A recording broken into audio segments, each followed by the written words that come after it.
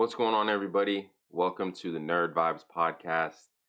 This is our first video podcast of Nerd Vibes. It's going to be episode 7 overall, but first in video format. So I'm very happy to be here. Super nervous, not going to lie. First time being on video and having the podcast be in video is definitely crazy to me, but here we are. So we're going to do things a little bit different today for episode 7. We're going to be talking about some of the things in 2023 that I was really into, some of the things that I wasn't really into. This is going to be a mixed bag of a podcast. We're going to be talking about anime and comics on this one. And we're also going to be mixing in some of the new things that have been happening so far in 2024. So to start, we're going to hit what's been going on in the world of anime and comics right now. Okay. First thing I want to mention is going to be the Solo Leveling anime. It is out as of this recording.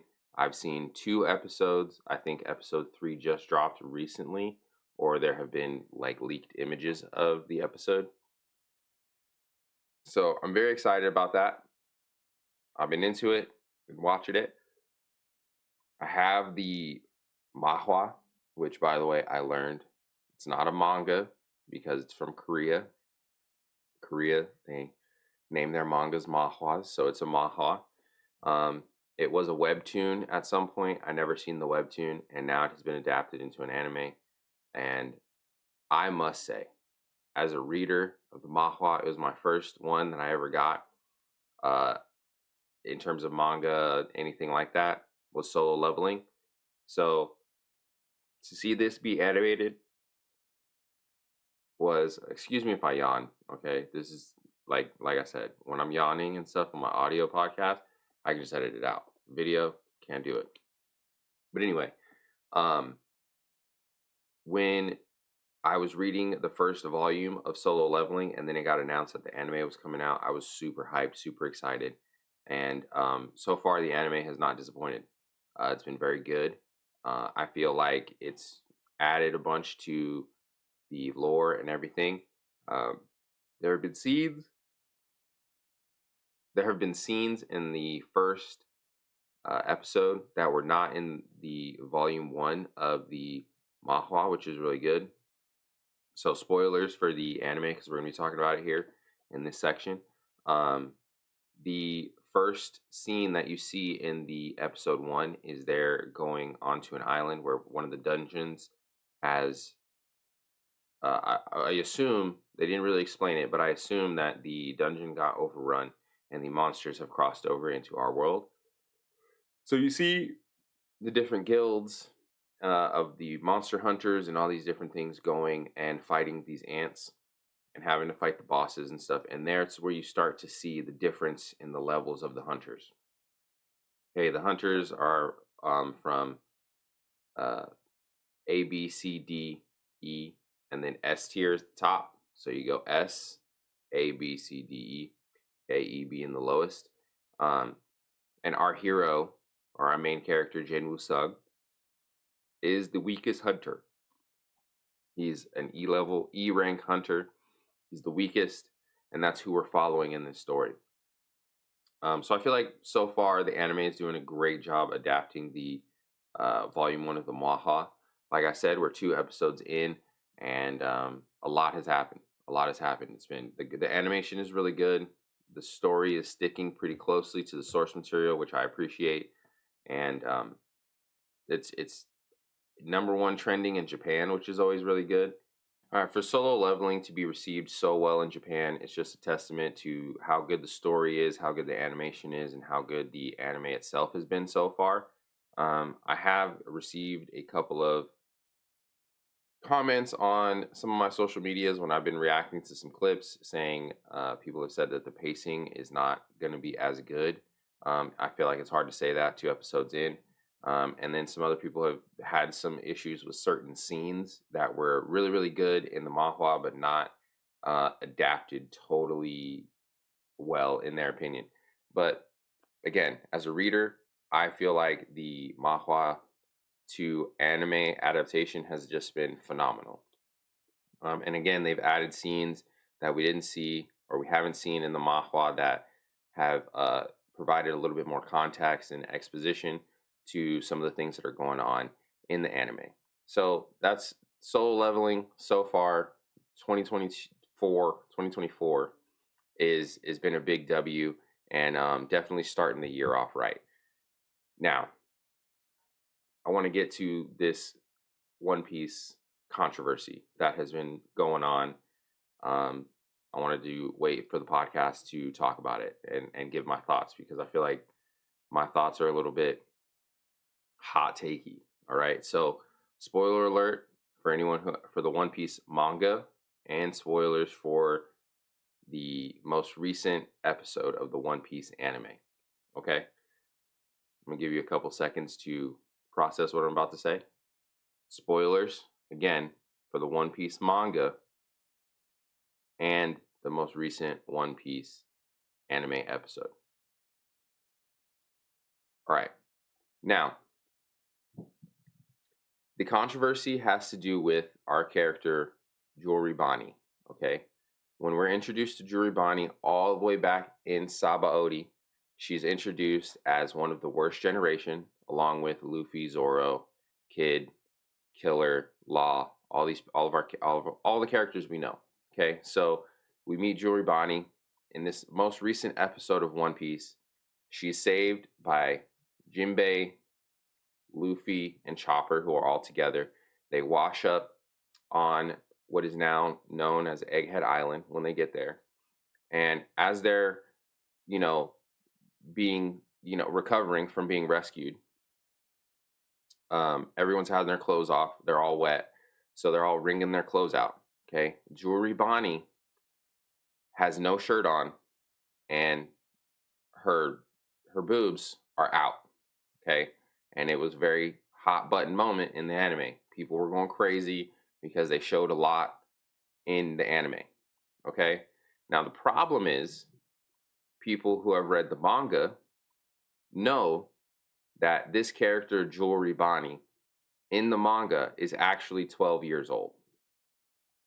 So the issue was they were sexualizing what is in the manga known as a 12-year-old. So that's kind of an issue, okay? But it gets complicated because our character Jewelry Bonnie has the devil fruit, or the power called the age fruit, where she's able to change her appearance and age up her appearance, either younger or older. We've seen when she was in Mary Joie, she aged herself up to an older, much older version of herself, grandma age, so to speak. And we've seen in other instances she's aged other characters way down to kids. So she's used her powers on other people. But when she uses her powers on herself, she's aged up to a more adult age. We don't know what age she ages herself up to, but it looks to be an adult age when we see her in the anime in this episode. Okay? So, the controversy is, people were saying that this is, child. It's just weird, basically. That it's a weird situation that we found ourselves in with this character. People were sexualizing her and all these things, but anime only people don't know that this character is 12 years old. They think that Jewelry Bonnie is an older character. You know what I mean? People who have read the manga know that Jewelry Bonnie is 12. Okay. And a couple things I want to say about this. In the anime, a lot of the characters are sexualized, and that's just kind of what it is. Anime in general, characters are sexualized. That's just kind of what it is. That's why we have a whole term of waifus and that whole deal. Okay, so that's number one. Number two, this is a culture thing. Okay? In Western culture, we don't understand, or we don't look at children or sexualize. We don't sexualize children in the Western world. Okay? In Japan, I'm not going to speak for their culture, but it is different. It's a different culture. This manga, this anime was made by a Japanese person, presumably for the Japanese culture, and the popularity has spread to the Western world. Okay? So, this is a culture issue, and unfortunately it has caused some stir in the One Piece community and the anime community in general. And I feel my thoughts on it is no, it's not for me. I don't generally sexualize characters in anime one way or the other, whether they're kids or not. I do have anime characters that I love, but I don't love them because they're sexy or whatever it is. I love them because of what they do. In One Piece in particular, my favorite female character is Nico Robin. I love Nico Robin because her devil fruit is amazing. She's super strong as a combatant, which I enjoy. And if you watch the Wano arc, she got a new transformation, the demon form, and I loved it. I love Nico Robin. I don't like Nami because Nami is not a strong combatant. She does what she does for the Straw Hats, but in general, she's not very good as a character, and that's just me. I don't really sexualize the characters like that, but it would be ridiculous to say that you don't notice the the assets that the animators have given certain characters. It is what it is. It's in your face. And some other examples of that is like in Attack on Titan. I love Mikasa, however you say it. That's my favorite character, and it's because she's a strong female character who is an elite combatant. A lot of my other female characters that I like have that in common, that they're strong combatants. I like my female characters to be on par with some of the male characters in terms of their combat ability. I don't necessarily like characters because of their sexualization, if that's a word. So this kind of controversy went over my head a little bit, to be honest, because I didn't really see it as a thing. I just, in the anime when I was watching it, I was like, oh, that's weird. They're really going for it, going for the shot there. And, it is what it is. To me, when you watch anime and when you're into that world, you have to understand that there's a certain level of fan service that goes along with it. Um, there was a certain controversy with One Piece in the Wano arc when we had Yamato. Yamato is portrayed as a female character. She has all the female parts, so to speak. So she has big anime boobs. Normally, it's what happens. But Yamato, the character, identifies as male. So people had a huge problem with that. And it was a controversy in the community because Yamato at one point was sexualized until Yamato identified as a male.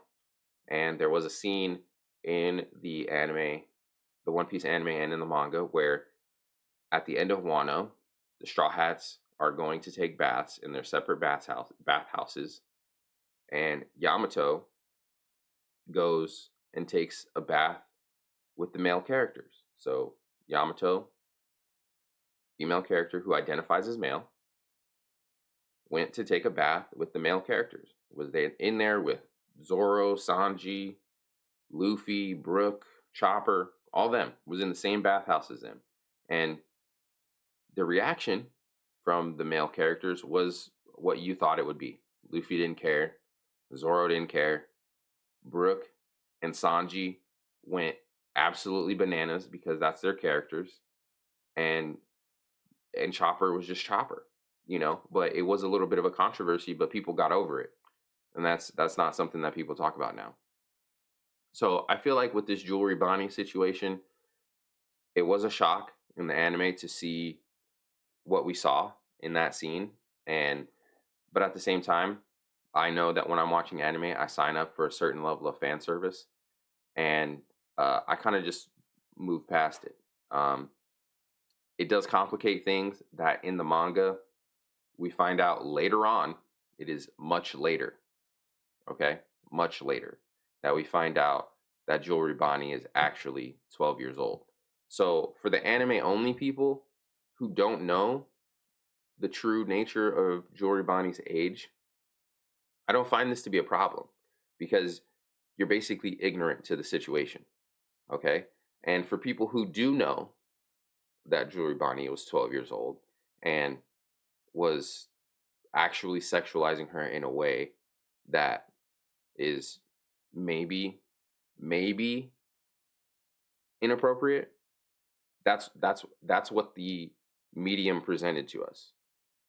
To the medium itself, the anime itself presented Jewelry Bonnie in a sexualized way because she was aged up at that point. So yes, I don't personally think that there was a problem with that scene, because of the anime scene in general being over sexualized sometimes with characters and with, you know, different things. Um, but I do understand why people had an issue with that.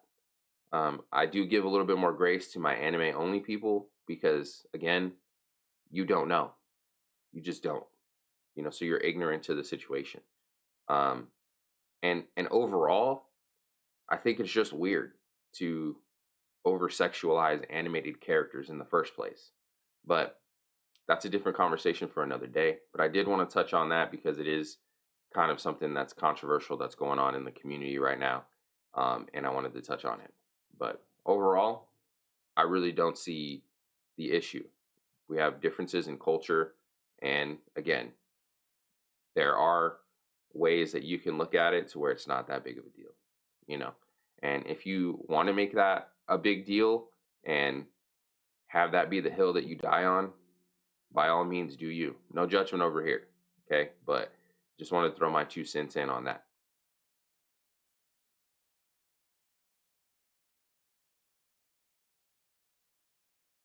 Okay. So we talked about solo leveling, we talked about One Piece.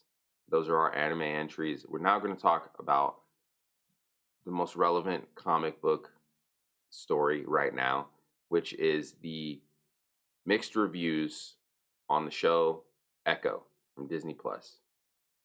If you're not sure who Echo is, what Echo is, I'm going to explain it to you right now. Echo is a superhero from the Marvel Universe who has power, who's deaf. Let's just start there. She is deaf.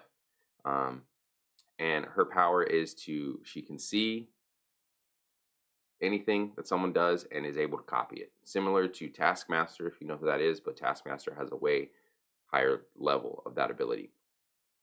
So, the show is also named Echo in the MCU, and it started.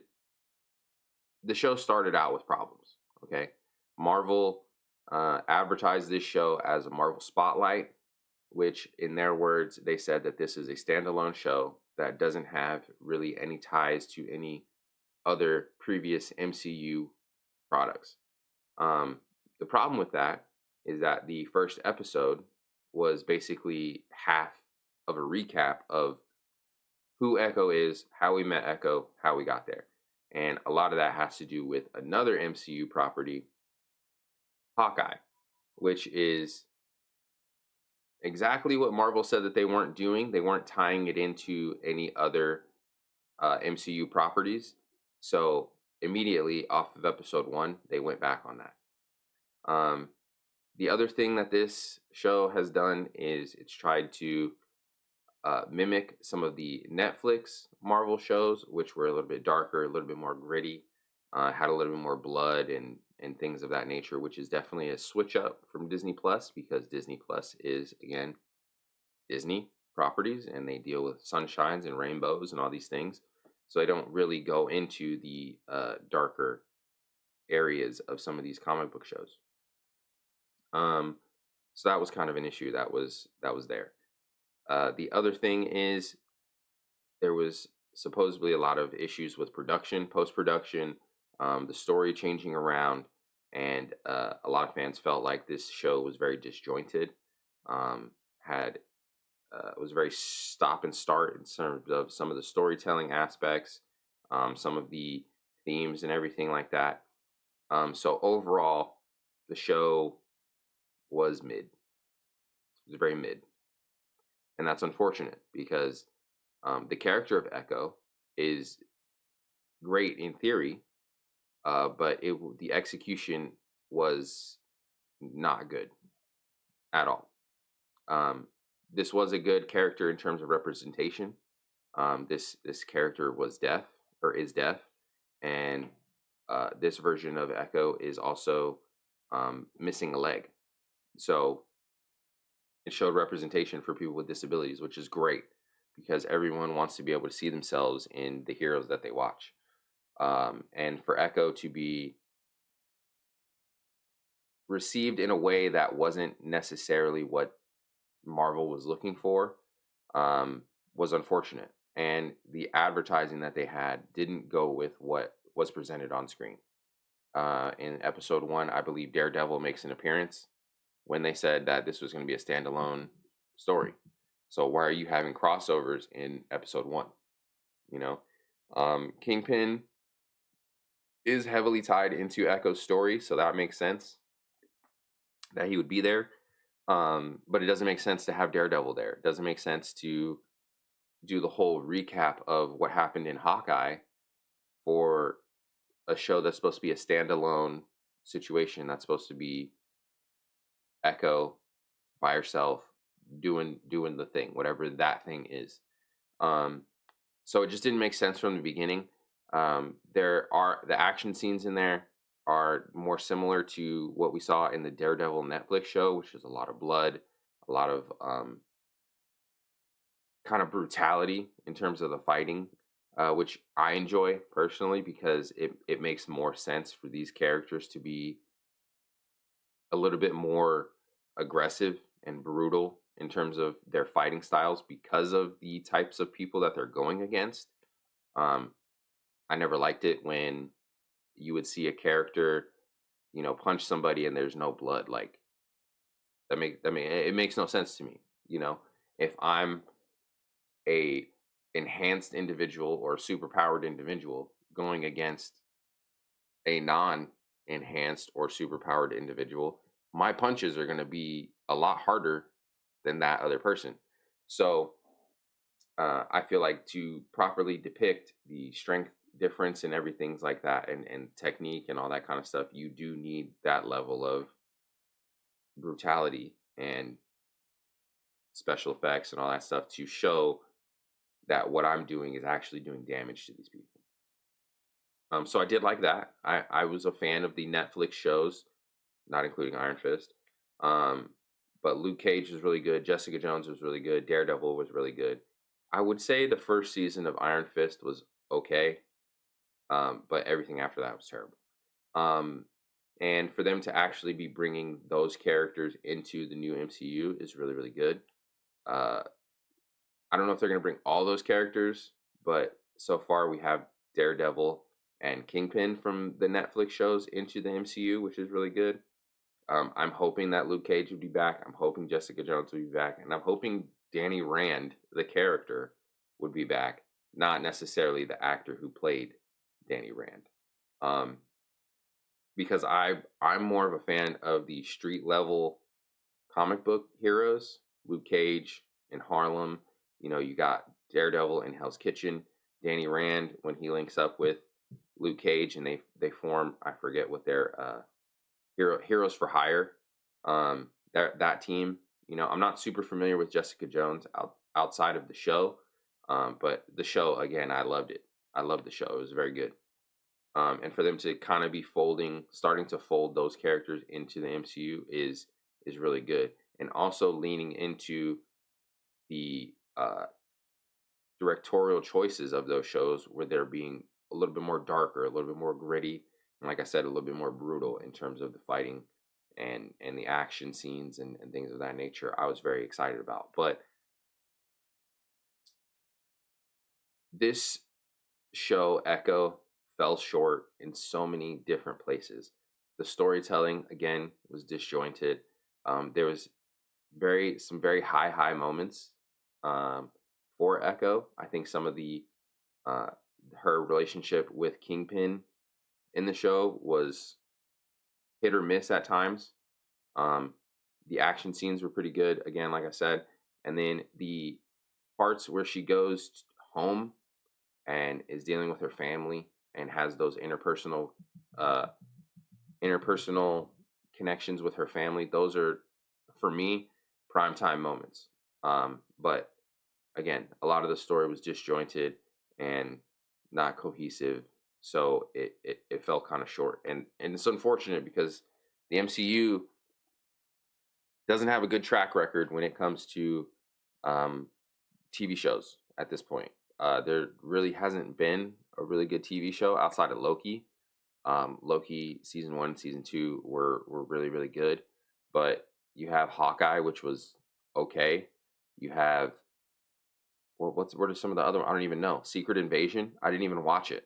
Like people said, it was so bad. I didn't even watch it, but um, it just the shows that Marvel has put out have not been good, and it's unfortunate, especially for this hero in particular, when she was supposed to represent so many people with disabilities, and it could have been a great show, but it just ended up not being that at all, and it's unfortunate that the show was just mid. So we're gonna take a break, and then when we come back from the break, we are going to be talking about our anime from 2023, what I enjoyed, what I didn't like, and some recommendations going forward. So I'll see you guys on the other side of this break.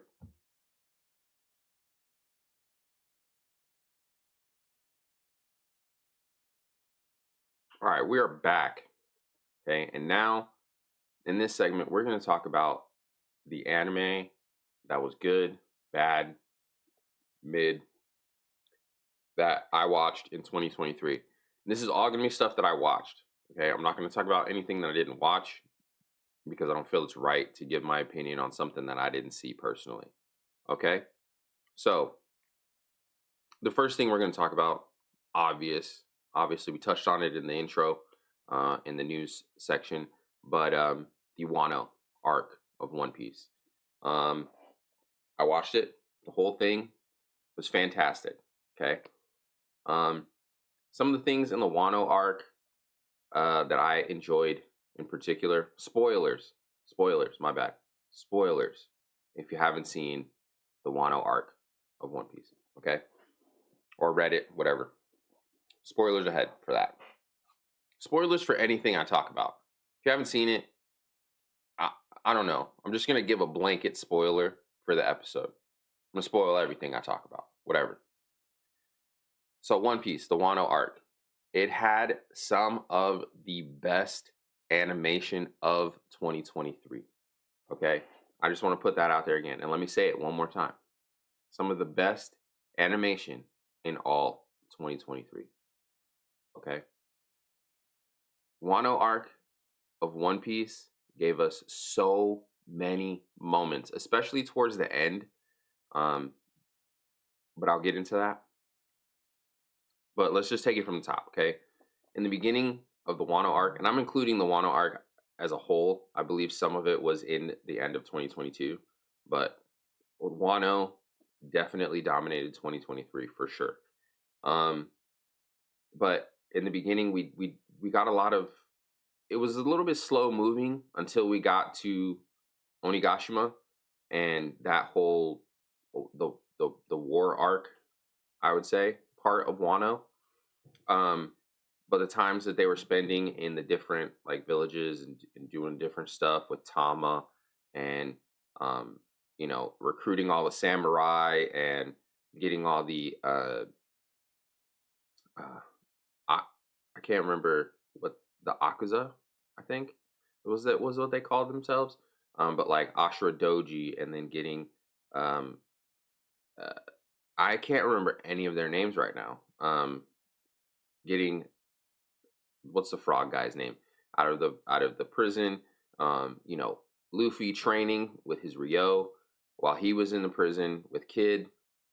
So all those things I believe were a little bit more slow moving. They had moments, but Wano didn't really turn up until we got to Onigashima. And when we got to Onigashima, that's when we got all the moments. Just so many. Um, it felt like every week was a different Straw Hat highlight. You know, we got Frankie's fight, which was fun and ridiculous, but you know, it's a Frankie fight. This is what happens. Jinbei's fight against Who's Who provided the most exposition in terms of like um, background stuff to fill in the gaps of the story, like the gum gum fruit, who stole it, Shanks. You know how Shanks stole it, how Who's Who was once a CP agent and now became a um, one of the Toby Roppo for Kaido. How that happened and how Shanks stealing the fruit impacted him and why he was there. We got some more exposition on Shanks in Wano, like a little bit. So we got a little bit of teaser for Shanks in Wano. But the Jinbei Who's Who's fight, it was more than a fight, and it was more every time that they were on the screen, it was more of an information download, which I enjoy. I enjoy information downloads in the episodes of anime just because it gives me more context, especially since for the most part I don't read a lot of manga. Let me see who else. The Robin fight, we talked about that earlier, where she went demon mode on Black Maria, and that was a very good fight in general. Character development for Sanji, character development for Robin in that situation. Sanji, with his mandate to not hit women, was put in a situation against Black Maria and some of her cohorts where he was surrounded by women. He doesn't hit women. And so for him to be captured and beaten and all that stuff and to call out to Nico Robin for help was character development for him because he actually called on someone for help when he usually doesn't. See Whole Cake Island and him doing that whole Cake Island was simply because he didn't want to put the Straw Hats in danger and didn't want to ask them for help. So Whole Cake happened all because of that. So that's a character development moment for Sanji. And then the character development moment for Robin was her showing that you can call on me. I'm not just another one of the Straw Hats who's not a combatant. I can hold my own in these fights. I can do what I need to do to help you out and be there for you. So it was Sanji calling on Robin was a character development for both of them because it gave Robin the confidence to do what she needed to do to move forward in that fight and become stronger for the Straw Hats. And it was Sanji's character moment calling on help when in a previous arc he didn't call them for help. Okay. And then obviously that gave us one of the best moments was Robin using her demon form. You know, she took the demon child moniker and made it a reality and turned into a demon. Like I said, Robin, one of my favorite girls in One Piece. Totally, totally amazing. And then we get to the big three, the monster trio. Okay, Chopper had his moments, you know, whatever, he was doing the thing. You know, Nami and Usopp were just running around with Tama doing their thing. So they didn't really have like moments. They had different kind of moments, I guess, you know, where they're doing their thing, but they're not really combatants in the way that we look at the other members of the crew. But you know, if you know me, you know, Monster Trio and the moments that they had. We got Blue Flame Sanji, where that was the most character development I feel from any character in Wano was Sanji. Coming to the realization that he is his father's son in terms of all the enhancements and everything that he wanted all his children to go through that Sanji didn't think he had. but that he kept his emotions. There was a moment in there where we find out later that Queen hit a woman, but Sanji was in such a daze in where he was at in his mindset, going through the changes that his body was going through, that he thought he hit the woman, and that sent him in a little bit of a tailspin. And we found out later that he didn't do that. And so for him having that type of identity crisis, where he literally goes to Zoro and tells Zoro, "Hey man, if I'm acting different, if I'm not in my right mind, you gotta take me out." And of course, Zoro, in the normal Zoro fashion, was like, "Of course I'll take you out. Super easy, no problem." But so we get a ton of character development from Sanji in the Wano arc, specifically when he's fighting Queen. And we see Queen fight, which I feel is hilarious every time I saw it. Just Queen is a ridiculous character. And then Sanji to power up to have the blue flames and all that stuff, and just hit Queen with the most amazing and beautiful Diablo Jambe was peak. It was beautifully animated. The story around it, the culmination of all his emotions and where he was at as a character going into that fight with Queen, and to have the payoff like that was just top tier. Okay.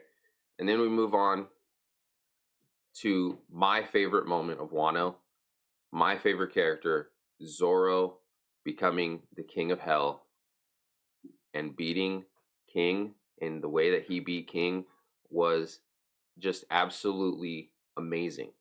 The animation style, the story behind it, where Zoro generally overpowers his opponents, whereas with King he had to figure out, my blades can't cut him.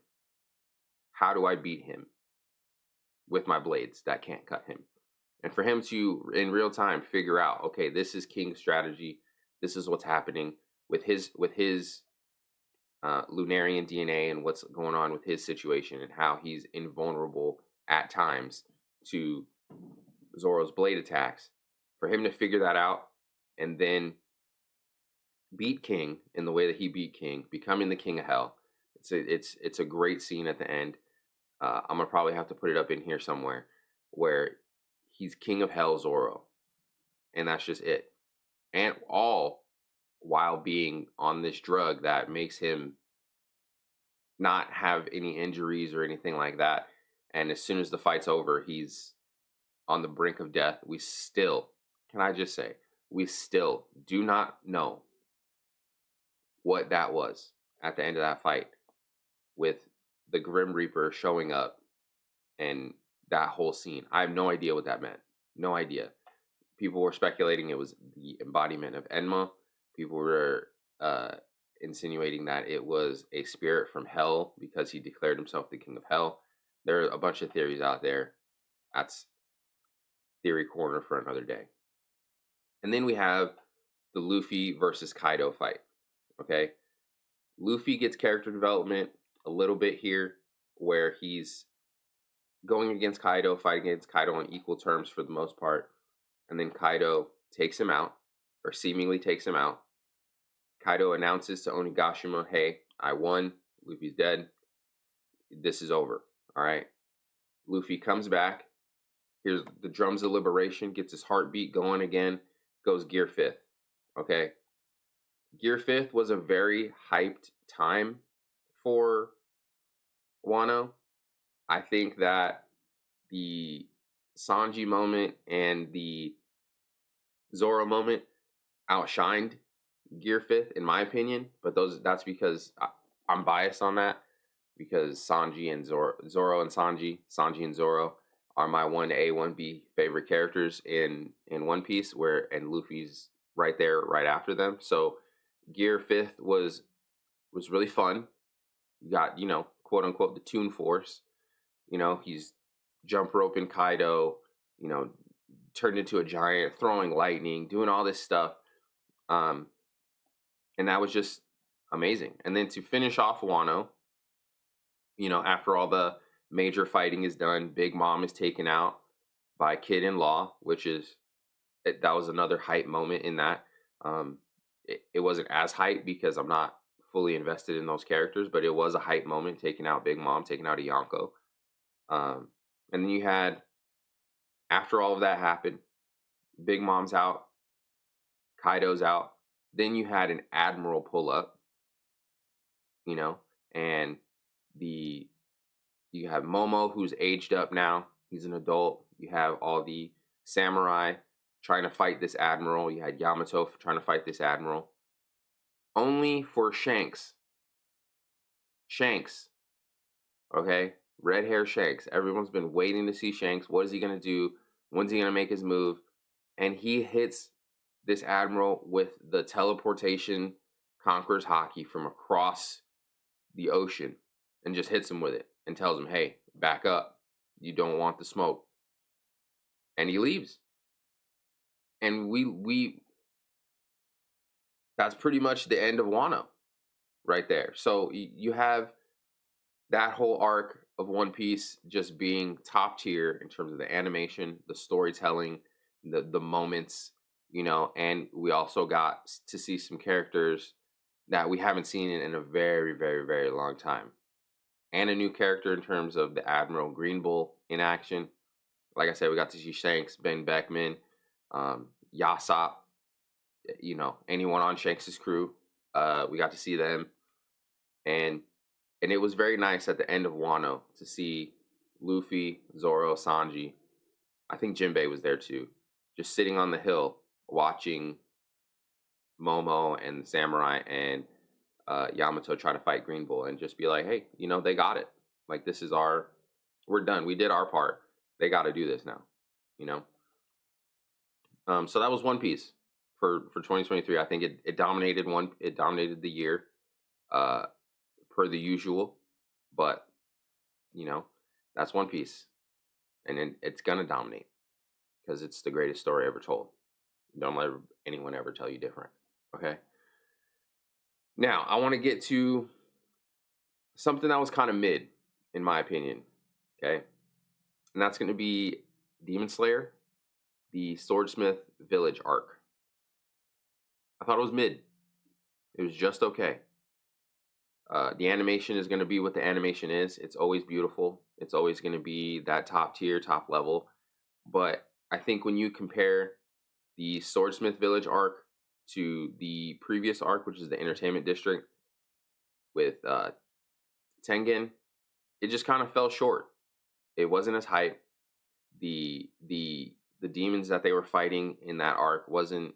I never felt really threatened in that situation, so I thought it was it kind of fell flat in terms of the demons that they were fighting. I did enjoy the Mist Hashira, but he was very stoic, so it was very difficult to get into his character and to kind of care about that character. We did have Tanjiro, but Tanjiro, for the most part, if I remember correctly, was not really in too much until towards the end. And then when you get him towards the end of the Swordsmith Village arc and you have Nezuko and that whole situation where they're trying to fight the one demon that can split into 5, and then all that kind of stuff. I feel like it was kind of just a lame way to end the Swordsmith Village arc. I feel like it should have been a little bit more hype than that. And so that season kind of fell flat for me. Outside of the animation, I don't think that the storytelling was anything to write home about. It's very pretty standard story. You go to a place, you train, you fight the guy or the guys or whatever, and then that was kind of the whole arc. To be honest, not to say that it wasn't good, but I feel like it could have been better. I feel like maybe there was things missing. Again, I don't read the manga, but I felt like there were some things missing in terms of context, in terms of character development for other characters. Um, you did get Nezuko at the end of the arc where she's able to withstand the sun, which was a more of a development for her powers and not necessarily for her. So there's that. But like I said, this season left me kind of like it was okay. Like it was okay. You know, like I said, I was more hyped for the Entertainment District arc than I was for Swordsmith Village, but that could be more so because I enjoyed Tengen's character more than I enjoyed the Mist Hashira. I don't even know his name. I should know his name, but so I just enjoyed Tengen more so than I did the Mist Hashira. Let me look up his name real quick while I'm talking to you guys. Um, and then one thing I do want to know, or want to let you guys know, you guys. Oh, okay. This is something I learned later. Okay, but all the effects and stuff that you guys see on their swords. So, for instance, when Tanjiro's doing the sun breathing, and you see all the fire, or he's doing the water breathing, and you see the water come out of the sword. That's an effect for the anime, so that it's like you guys can see that. But like, if if I could like try to say it in real life or in their world, like the demons aren't seeing the water coming out of the sword; they're just seeing the sword. If that makes sense. So the elemental effects that are coming with these sword slashes and stuff like that are not what the demons are seeing, and that's something that I learned, kind of just out there. But that's hey, it makes the anime look more beautiful. The Miss Hashira's name is Mauricio Tokito. But yeah, I just didn't connect with him as a character enough to remember his name, and that's kind of how I felt about the Swordsmith Village arc. There was not too much to remember about it other than the animation looked good and it progressed the story. Um, Other than that, I mean, there was a few moments here and there, but I didn't really vibe with it. And now we're gonna get to one that I just didn't like at all, and that's gonna be Trigun Stampede. I've talked about it before. Um, I started Trigun Stampede finished up in early 2023. I believe it started at the end of 2022 and went into 2023. But I just didn't vibe with it. I didn't think it was good. The animation style, they did a 3D kind of animation style. It was tough to watch at times. They changed the story up from the 1998 version, I believe, or late 90s version of Trigun. Um, there was a character in the 1990s version Trigun that I really vibe with, which was Millie. She provided the comic relief and the just the leverage to take tension out of these serious situations, and I felt like season one was definitely lacking in that. In Trigun Stampede, the lack of a comedic presence to take away some of the tension, because season one of Trigun Stampede was a very tension filled season, and there was a lot of just times where a well placed joke or a goofy sort of situation would have cut that tension and made it a little bit less stressful of a watch and of a situation in the story. So I was definitely missing that character of Millie in that. And one of the other things is they revealed very early that there was a relationship between Vash and Knives, whereas in the 90s version, you don't realize that they're brothers until kind of the very end of the series. and then it progresses from there. Whereas in Trigun Stampede, you learn, I believe it's episode 1 or 2, that they're brothers, and I feel like that was a huge reveal that kind of, I mean, I get why they did it in terms of setting up the relationship and why Knives is constantly going after Vash, but I just felt in the 90s version that it was better to hold that until the very end, especially when Vash is known as the humanoid typhoon, the whole 90s version, and he's going around to these different towns, and devastation follows him, and you just don't understand why. And in the Stampede version, you understand that it's because his brother is sending people after him constantly, and that he is reluctantly protecting himself, and because he's so powerful, these devastating things happen.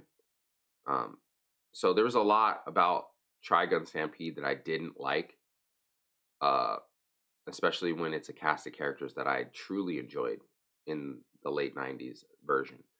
So that was very, very, very disappointing to me as a fan of Trigun. And I'm hoping that season 2 um, brings Millie in, and hopefully that progression of the story goes a little bit better than it did in season 1.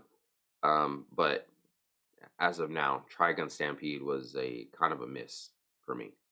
Um, I'm going to go through these last ones very quickly because I wanted to touch on those, but I wanted to go through these last ones pretty quickly and say some of the ones that I did like. Um, Hell's Paradise. It's a new anime manga. I do have the manga. I have the first couple of volumes of Hell's Paradise. I felt like that was a really, really good one. The art style in that was amazing. The story was super, super unique, and very, very refreshing to watch as an anime watcher. It's very easy to find anime that are pretty similar in terms of you have the main character, they're the guy, they have all the powers, and all that kind of stuff. But Hell's Paradise was very different in terms of the power sets, uh, the story, in terms of what they have to do, the main character's motivations, uh, and all of those things. Some of the side characters, we don't spend enough time with them in the side characters as much in the anime as you do in the manga, but the side characters I feel are developing very well. So I'm very excited for season 2 of Hell's Paradise. Um, Rising of the Shield Hero season 3 just finished up at the end of 2023. This one, I was very, very surprised that it was such a good season, especially coming off of season 2. The Spirit Turtle arc was not well received by fans, me included. I watched the whole season and I just thought it was so disjointed and convoluted what they were doing in season 2 that it was nice in season 3 that the story was more contained. They didn't really have a big bad, so to speak, in season 3 to kind of build up to. It was more of our main character, Naofumi, the shield hero, going around and collecting the other 3 cardinal heroes, the sword, the spear, and the bow hero, to get them all on the same page so that they can face the big bad going forward. There's a lot of character development from Naofumi, Raftalia. We got introduced to more characters in Naofumi's squad and his little town that he's protecting. So that was really good. And I feel like the self-contained story of Naofumi just trying to go around and build his team back up was very good, as opposed to the second season of Shield Hero. So season 3, definitely a W. I'm waiting for either the second half of season 3 if they do that, or season 4 to continue up our story. But season 3 was definitely really, really good. And then finally, last thing I want to talk about, the Attack on Titan finale. Okay, it's finally over. This anime is probably one of the greatest stories in anime. It was really, really well done. The twists and the turns, everything in AOT is top tier. The thing that I didn't like about it was how the final season was broken up into so many different parts. But that's really the only thing bad that I can say about it. Other than that, I like the resolution of, they stopped the rumbling, but still 80% of the population was dead. You got Mikasa, who actually kills Aaron, which is, what needed to be done.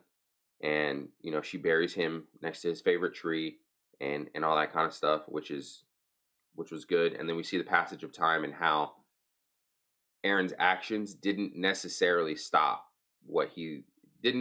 do what he thought it was going to do.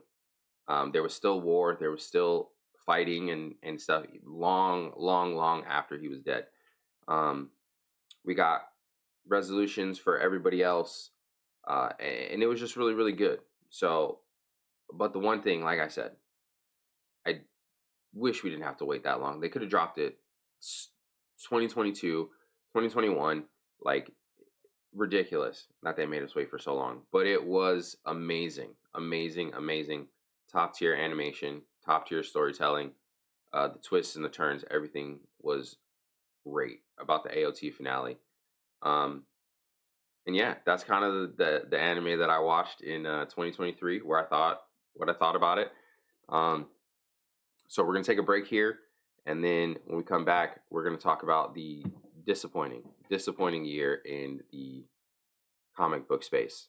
Okay, anime definitely took over the year 2023, and comic book content media definitely took a step back. So we're gonna take a break, and when we come back, we're gonna talk about comic book media and where it's at, because it's in a sad state right now. So see you guys on the other side of this break.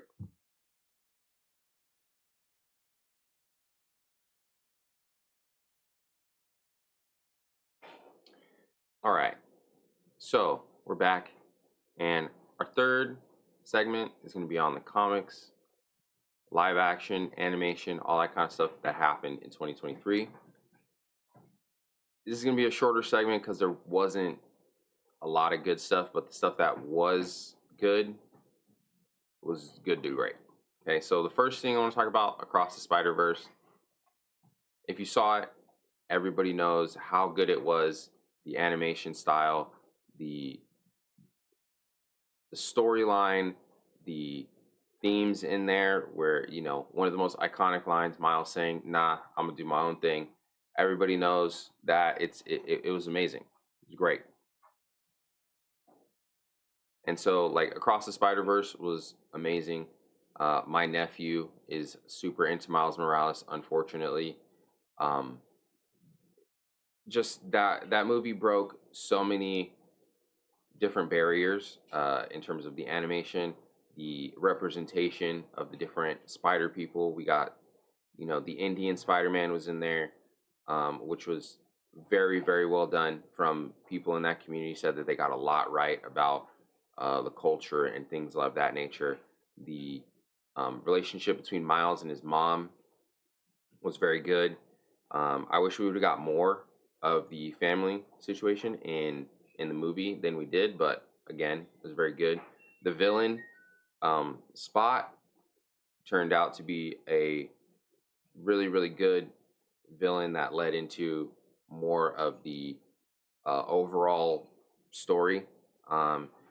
So they did that very well. I've seen some behind the scenes where they had different designs for Spot, and the design that they went with was absolutely amazing. So I'm just, like I said, we're gonna keep it quick because everybody knows about Spider-Verse. Blue Beetle, we talked about on a previous podcast, so I'm gonna keep that short. I enjoyed it. I enjoyed the movie. The suit was comic book accurate. The family was fun. The villains were okay. But that's a DC property, and I thought that worked very well as a movie. That one, Blue Beetle, the character will carry on to the next iteration of the DCEU, from what everyone has been saying.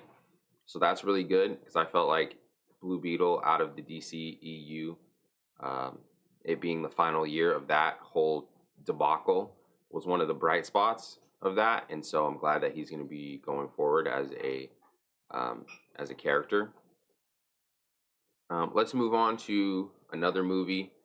We're going to stay on movies, and then we're going to go to series after this. Guardians of the Galaxy Volume 3. Guardians of the Galaxy Volume 3 was really, really good. It was tough to watch in certain points if you're an animal lover because of some of the things that happen in the movie. It's Rocket's origin story, essentially. You get to see the high evolutionary and how he would go through these experiments and try to make a higher intellectual life form from animals. And Rocket was the success story of that. But his friends, who were also animals that were being experimented on in different ways, were eventually killed in that movie. So it was very sad. So especially if you're an animal lover, that might have been a tough watch for you. But the relationships with Star-Lord and Gamora, especially after the events of Endgame, where we get this Gamora is a different version of the Gamora that Star-Lord knew, so that there's a repairing of the relationship there, which ultimately doesn't come to fruition. Gamora is now the leader of the Ravagers, which was a huge surprise to me. Nebula is a member of the Guardians and a very valued member of the Guardians at this point. And then you have Drax and Mantis with their relationship. But at the end of the movie, it is the last installation of the Guardians of the Galaxy. So at the end of the movie, they all, decide to go their separate ways and do their own thing. But that movie was really good. It was a good send-off for the Guardians of the Galaxy franchise. And again, if you were an animal lover, it might have been tough for you to watch. But overall, a great movie. I do recommend it. But because there's not much else in the MCU was very good this year. Which brings me to Loki, Season 2. I also talked about Loki on a previous podcast, so this is going to be a quick one. But Loki in Season 2 had amazing character moments for Loki, for Sylvie, for I can't remember, the other people's names. Loki, Sylvie. I'm just blanking on the cast members' names right now. But those two had amazing character development, particularly Loki towards the end of the season, where he's, doing the time loop, trying to figure out how to stop He Who Remains and breaking the loom and fixing the loom and all these different things. So that was just an amazing season of television. Tom Hiddleston is an amazing actor for Loki, and I felt like that was the best way to wrap up his character, with him at the end being the center point, holding all of the multiversal threads together, him sitting on the golden throne, him becoming the, what is it? Time Lord Loki or God Loki, however you want to. There was a bunch of different names that people were given for that version of Loki. But him, grabbing the strands of time, sitting on that throne, and allowing all those people to thrive, was amazing television. Let me look up the Loki people, because that's gonna bother me right now. Loki cast. Here we go. So there we go. Morbius. So at the end, Morbius gets to go back and see his kids, but he's watching his kids, so that was a little bit unclear. But him being able to wrap up that storyline of him actually knowing what his life was like on the timeline, super good writing right there. And then you have OB, Ouroboros.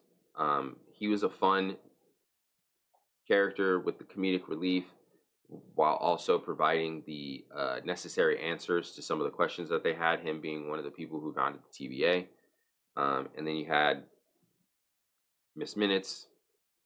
Really, Miss Minutes had some weird moments in season 2, especially with Victor Timely. It got kind of weird. Okay, she wanted a real body, all that kind of stuff. I felt, and this is just me, I felt that Jonathan Majors as Victor Timely in Loki season 2 did exactly what he was supposed to do as Victor Timely. Okay, Victor Timely was not a Kang. He is a Kang variant, but he wasn't Kang at that point. He was Victor Timely, which he was playing this meek inventor who had knowledge of things that he shouldn't have had at the time, and I felt like he played that role very well. A lot of other people thought that the role of Victor Timely wasn't very well received or wasn't done properly or anything like that, but I felt it was done well. Uh, Especially his best work as Kang has always been He Who Remains in the Loki series. I didn't see him in Quantumania, but that wasn't well received. His Kang in Quantumania wasn't well received either. But I thought he did a great job in this one. Excuse me. And then just having Loki be the one to wrap up the Victor Timely He Who Remains storyline and giving the MCU a jumping off point to start somewhere fresh, I feel is really good, especially with everything that's happened to Jonathan Majors after the fact of Loki season 2. We don't have to get into that here. If you don't, excuse me, if you know, you know. But I think that having Loki be the one to hold the multiverse together, He Who Remains being taken out of the picture, Victor Timely being taken out of the picture at the end of Loki season 2, like I said, gives us a good jumping off point to start a new story apart from Kang and maybe revisit the Kang storyline at a later date with a different actor. But Loki season 2, a great, great, heart wrenching season of television. I don't really want to talk about the things I didn't like in comic books because there was a lot. There was a lot not to like. Secret Invasion was bad. The Marvels were bad. Aquaman was bad. The Flash was bad. Like there's like all of these, and that's DC and Marvel had projects that came out in 2023 that were just bad.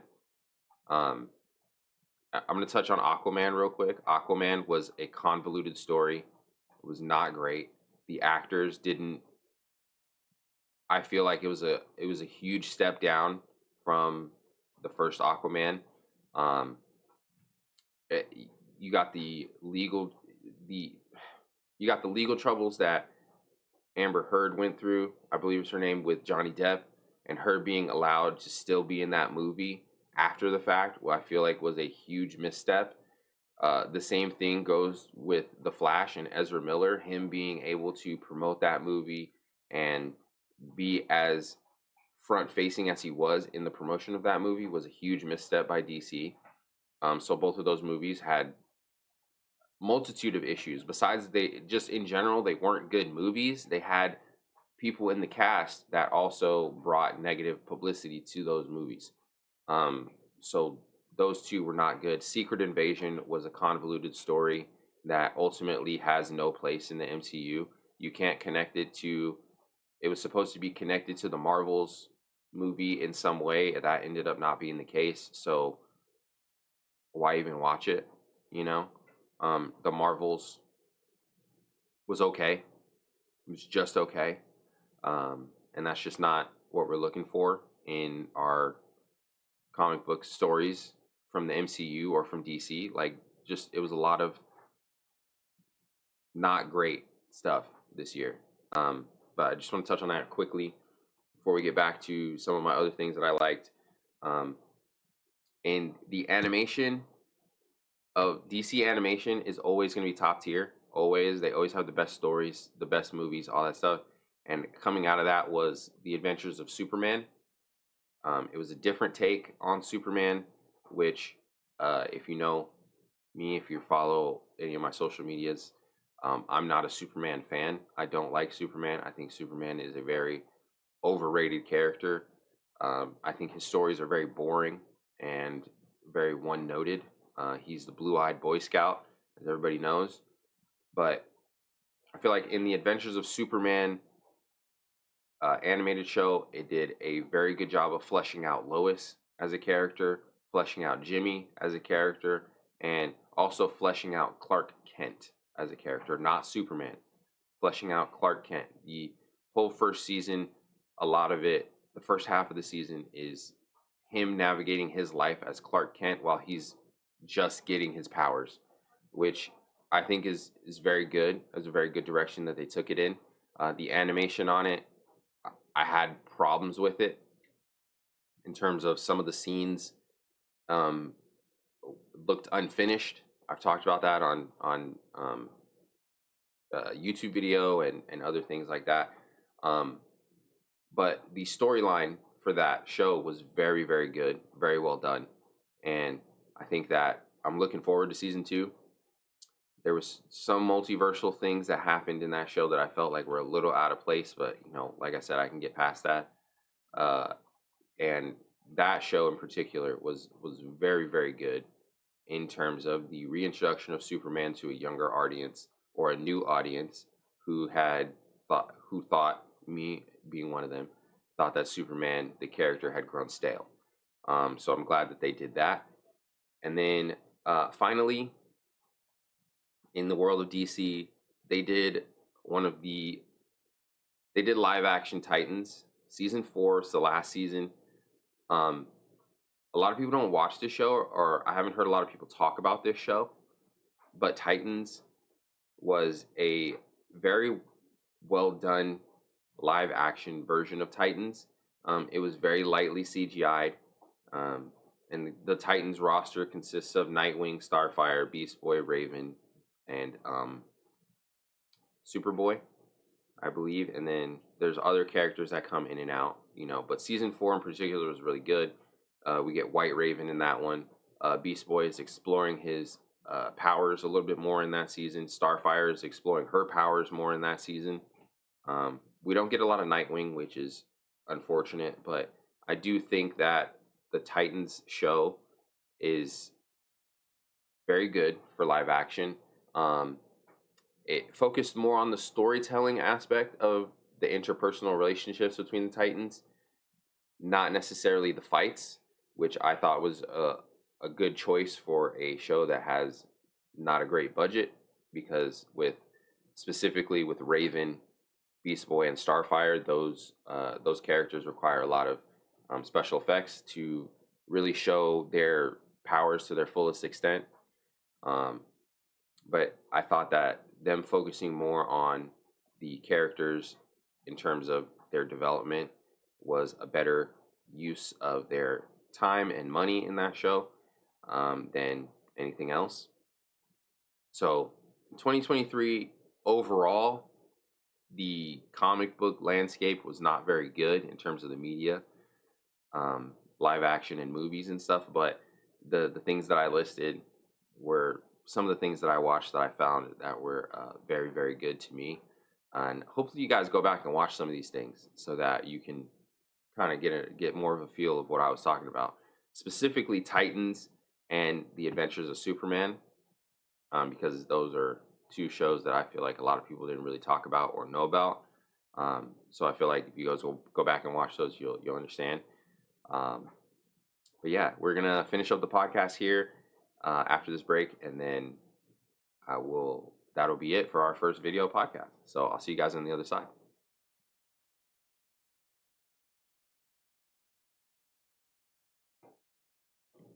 All right, so we're at the end of the podcast here. I want to take this time to thank a bunch of people, everybody who has downloaded and listened to the first 6 episodes of the audio only on Apple Podcasts, Amazon Music, and Spotify. Thank you. I appreciate it. We're still going to upload on those platforms, the audio version, but the video version is also going to be available on YouTube. We're going to be putting out clips. We're going to be doing all this stuff, and I want to give a special shout out to one of my mutuals on one of my socials. I don't know if he wants to have his name out there, but I do appreciate the advice that you gave me and everything that we talked about on our Discord call. Um, helped me to progress and to move this thing forward. So thank you for that. I also want to thank everybody who's been downloading. Again, it means a lot. Um, I mean, I like this. This is what I want to do right here. I want to do podcasts. I want to be um, talking with you guys about the things that I love. And every time I get a new download or a new subscriber or whatever it is, it just gives me that added motivation to keep going. My wife has been amazing, and supportive in helping me do all of these things. So I just want to give a shout out to her. That's who you guys hear on the outro. Um, yeah, this has just been super awesome to do and to continue. And we're now going with the video. I'm hoping that you guys it's received very well, because this is a very nerve-wracking process to be sitting here on video by myself doing a podcast, and it's a lot different when you have to record it and do video versus when you do audio only. So hopefully you guys, this podcast is well received, and we keep going and we keep growing, keep learning, because there's going to be no shortage of anime and comic news, and things to watch and consume. So if you guys want to find the podcast on YouTube, it's going to be Nerd Vibes Podcast on YouTube. We also have a Nerd Vibes TikTok page. It's going to be Nerd Vibes Pod on TikTok, something like that. And then you can also follow me on all my socials personally, which is going to be Armed Dark Mamba on all socials, Instagram, YouTube, Twitter, TikTok, all those things. Also, if you want to have some of these conversations or talk about anything that you heard in the podcast, if you want to do that in a live forum, I stream on Twitch on Sunday nights. We're going to be watching anime, and when more comic book shows and things of that nature, mostly animated stuff, comes out, we're going to be watching those on the stream as well. So if you guys want to have any conversations or have questions or anything like that, you guys can definitely hit me up during the Twitch stream. And then the other thing I wanted to mention is, let me make sure I get the email right. So, once we get that going, you guys are going to be able to send me emails asking questions, and I'll answer those questions live on the podcast. We'll go through, I'll write them down, give you guys answers, and it's going to be Nerd Vibes Cast, all one word, Nerd Vibes Cast at gmail.com. Okay? nerdvibescast@gmail.com. Send in your questions. Any advice you might want to have, any character matchups, anything like that, send them to that email. I'll check those emails, and I'll answer them as soon as I can on the podcast. Okay, so that's going to be it for our first video episode today. I appreciate you guys listening, watching, subscribing, any of that. Leave a review, comments, likes, all that. Yeah. So I'll see you guys on the next episode. Nerd Vibes Podcast. We're out.